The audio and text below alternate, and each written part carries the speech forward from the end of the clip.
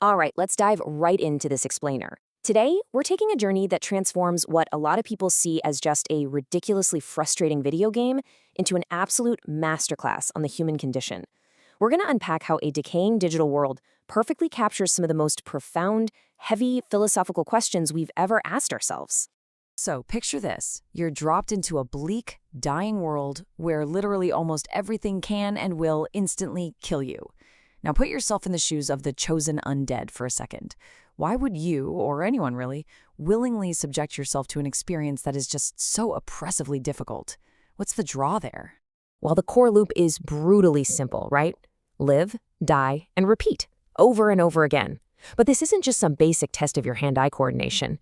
It's actually a direct mirror to the ancient myth of Sisyphus. You know, the guy cursed by the gods to roll a massive boulder up a hill for all eternity, only to watch it roll right back down to the bottom every single time he nears the top? Now, you might be thinking, oh, it's just a marketing gimmick slapped onto a dark fantasy story. But actually, it's the exact opposite. The series creator, Hidetaka Miyazaki, explicitly stated that the punishing gameplay mechanics came first. That systemic, grinding suffering, it was a highly deliberate design choice that predates the actual lore of the world itself. Let's look closer at Section 1, the mechanics of suffering. The comforts we're so used to in modern games are just totally stripped away. You've got incredibly sparse checkpoints, barely any healing, and this constant looming threat of losing all your hard-earned souls the second you make a mistake. And here is where it gets absolutely fascinating. Those brutal mechanics elevate what you're doing with a piece of plastic in your hands into a digital embodiment of 19th century existentialism, specifically absurdism. This is the tension between our desperate search for meaning and a universe that just stubbornly refuses to give us any. Every time you grip that controller and face another crushing, unfair defeat, you are actively participating in the absurd. Which leads us right into Section 2, the existential world cycle. Because all of that mechanical suffering is baked directly into the narrative through the dark side. It's a literal curse that forces humanity to endlessly resurrect, slowly losing their sanity with each death until they go completely hollow. The truly mind-blowing part is how the game takes the concept of eternal recurrence, a heavy philosophical theory famously championed by Nietzsche, and makes it a terrifying reality. You aren't just reading a textbook about an infinite repeating loop of time and space. You are physically trapped inside of one, fighting for your life. And the ultimate tragedy in all this? The entire loop is built on a massive lie. You're told to uphold the beautiful, prosperous age of fire, ruled by the gods, but that's just a grand illusion designed to keep the world stagnant. Meanwhile, the terrifying age of dark that everyone fears is actually reality. It's humanity's true natural progression. Even some of the characters living inside the game eventually recognize this cosmic joke and decide to rebel against it. Take Prince Lothric. He looks at his supposedly sacred, destined duty to link the fire and keep the age going, and he just flat out refuses. He rejects the absurd. He won't sacrifice himself for a meaningless cyclical lie. But rebelling against that cycle, it comes at a really heavy cost. Welcome to Section 3, the illusion of morality. Because as you push forward, the game essentially forces you to slowly abandon your traditional ethics just to survive. There is absolutely no clearer or more heartbreaking example of this than the tragedy of Sif. During your journey, you run into this fiercely loyal giant wolf who's just guarding the tomb of her fallen master.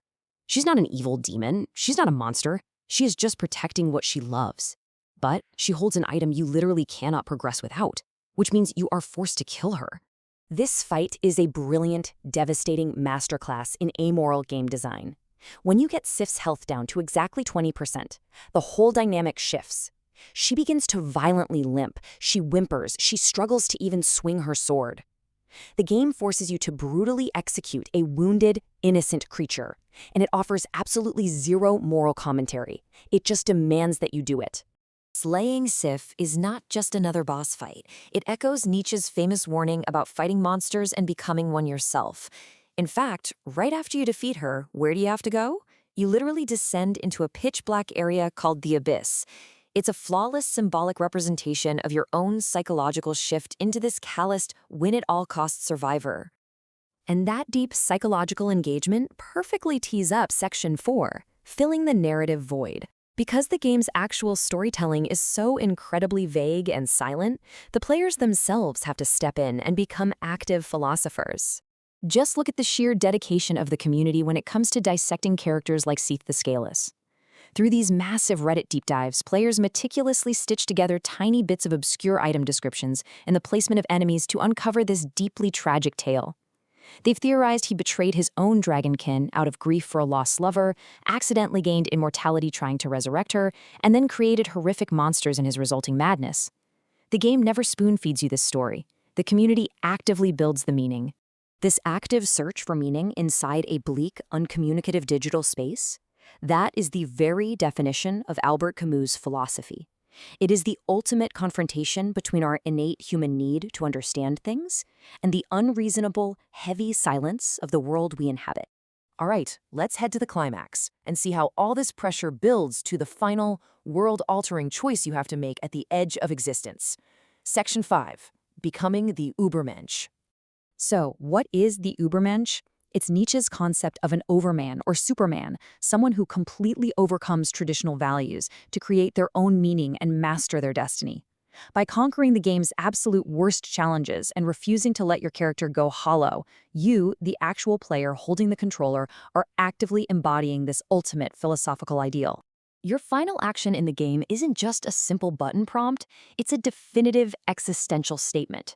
Think about your choices here. If you link the fire to perpetuate the God cycle, you are basically embracing nihilism. If you walk away to become the Dark Lord, you're stepping into the role of the Übermensch. And if you subvert the game entirely through weird glitches or insane challenge runs, you are actively playing out the absurd. Connecting this back to the philosophy, the act of walking away and breaking the game's endless cycle is the perfect representation of amor fati.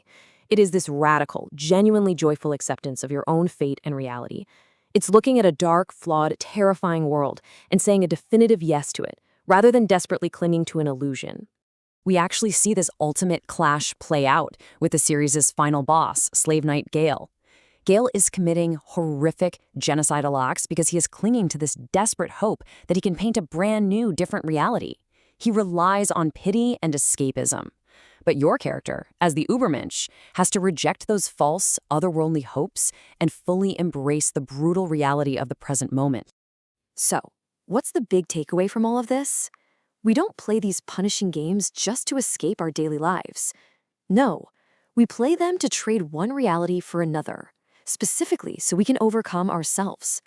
We dive into the dark to forge meaning through intense suffering and to prove our own resilience. And honestly, it forces a pretty wild question about the nature of play itself. When you grip that controller, do you control the character, or does the character's relentless reality control you? Next time you plunge into a digital abyss, ask yourself, what piece of your own soul are you leaving behind?